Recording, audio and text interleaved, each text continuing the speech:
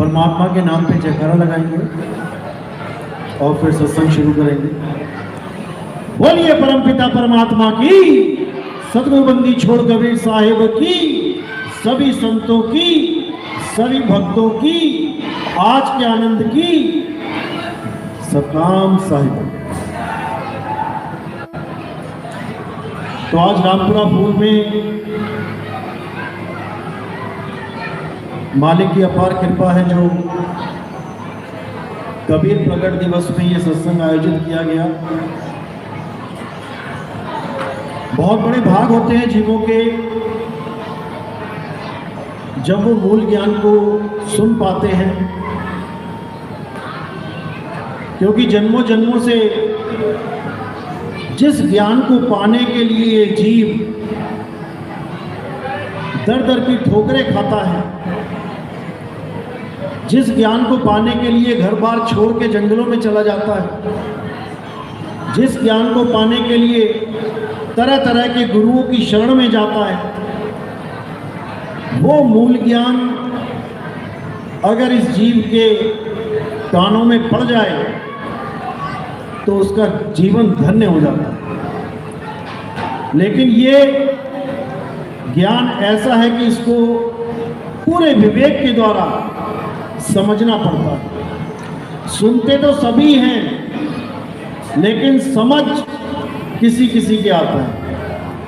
तो आज हमने पूरे विवेक के द्वारा इस सत्संग को समझना है और हमने ये जानना है कि कैसे हमारा जन्म और मरण से छुटकारा होगा। क्योंकि हम किस धर्म के हैं, किस जात के हैं, किस मजहब के हैं, इससे कोई फर्क नहीं पड़ता।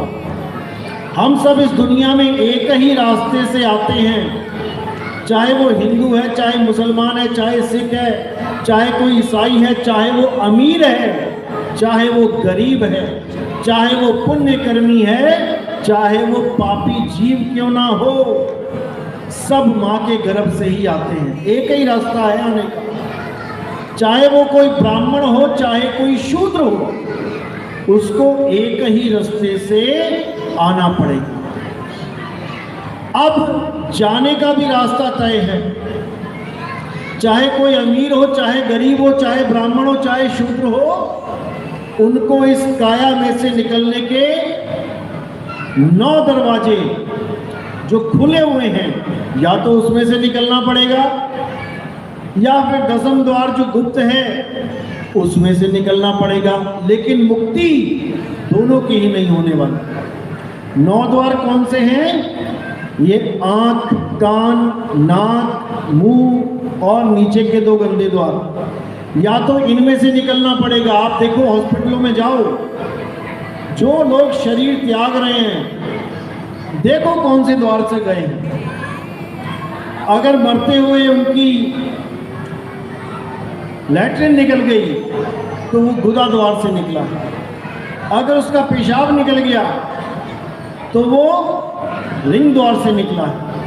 अगर वो आंखों से निकला तो उसकी आंखें बड़ी बड़ी दिखाई देंगी खुली हुई। अगर वो मुंह से निकला है तो इतनी लंबी जीभ निकल आएगी उसकी। अगर कानों में से निकला है तो कानों में से ब्लड आ जाएगा, नाक में से ब्लड आ जाएगा। तो इन दरवाजों में से सबको निकलना ही पड़ेगा, चाहे वो किसी भी धर्म का हो, किसी भी जात का हो, अमीर हो, गरीब हो, इससे कोई फर्क नहीं पड़ता। अब जो 10वां द्वार है वो गुप्त है।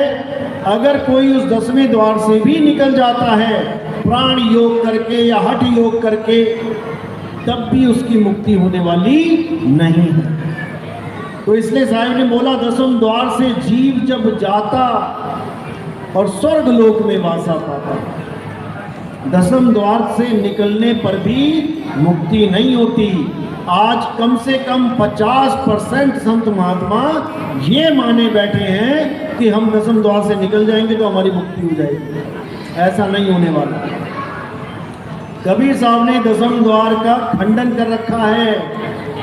10 द्वारे गंधम गंदा और सार शब्द चीने नहीं अंधा। इससे कोई फर्क नहीं पड़ता कि किस दरवाजे से निकल रहे हो, फर्क इससे पड़ता है कि तुम समा कहाँ रहे हो। जब तक तुम्हें अपना घर अपने असली मकान का एड्रेस नहीं मिला, जब तक तुम भले यहाँ से बाहर चले जाओ लेकिन सड़क ही नसीब होगी, दर दर की ठोकरें खानी होगी। अगर तुम्हें अपना घर पता है तो यहाँ से निकले और अपने घर में चले गए, समा गए। इसी को बोला जाप मरे अजपा मरे अनहद भी मर जाए और सूरत समाए शब्द में वाको काल न करो। तुमने समाना कहाँ है, इस पे विचार करना है। तो साहिब कह रहे हैं जाप, अजप्पा और अनहद, अगर ये तीन आपके गुरु ने आपको इन तीनों का ज्ञान दिया है मुक्ति के लिए, तो मेरे भाई मुक्ति तो नहीं हो सकती। क्योंकि अगर किसी ने जाप का ज्ञान दे दिया है तो वो जपी बन जाएगा, किसी ने तपस्या का ज्ञान दे दिया तो वो तपी बन जाएगा, और किसी ने घर बार छोड़ने की बात कर दी तो वो सन्यासी बन जाएगा, लेकिन वो सत्संगी नहीं बन सकता। जपी तपी सन्यासी तो बहुत हैं, लेकिन सत्संगी ढूंढने पर भी नहीं मिलता। इसीलिए नानक साहब ने बोला जग में नाम अलग है संतों, नाम अलग है यानी ढूंढने पर भी नहीं मिलता। लेकिन आज के समय में आप देखोगे, जिससे भी पूछो क्या आपके पास नाम है, हाँ हाँ मेरे पास नाम है। क्यों, कौन सा नाम? ये जपने वाला। सुबह सुबह हम नाम जपते हैं, हमें गुरु ने नाम दे दिया, सारे गुरुओं ने नाम दे दिया। और नानक साहब कह रहे हैं जग में नाम अलग है, ढूंढे भी नहीं मिलता। क्यों? क्योंकि जिस नाम की वो नानक साहब बात कर रहे हैं वो नाम ये कोई मंत्र जाप नहीं है कि सुबह उठ के कबीर कबीर कर लिया, सुबह उठ के राम राम कर लिया, सुबह उठ के वाहिगुरु वाहिगुरु कर लिया, तो ये कोई नाम है तुम्हारा। ये नाम नकली नाम है जो मुंह के द्वारा उत्पन्न होते हैं, जिसके लिए गुरु ग्रंथ साहब ने बोला है कृत्रिम नाम कथे तेरे जिह्वा, सत नाम तेरा परापुर बोला। ये जितने भी नाम हैं ये 52 अक्षरी नाम हैं, ये बोलने लिखने पढ़ने वाले नाम हैं। इन नामों को इंसान ने बनाया है। ये जितने भी धर्म में नाम हैं, जितने भी पंथों में नाम हैं, ये सब इंसान ने बनाए हैं। इंसान ने हिंदी पंजाबी उर्दू भाषाओं की खोज करी और उन्हीं भाषाओं से, उन्हीं अक्षरों से ये सारे नाम बना के बैठ गए। अब वो कौन सा नाम है जो तब भी था जब इंसान नहीं था? क्योंकि ये जितनी भी भाषाओं के नाम हैं ये तो केवल तब आए हैं जब इंसान ने पढ़ना लिखना बोलना सीखा।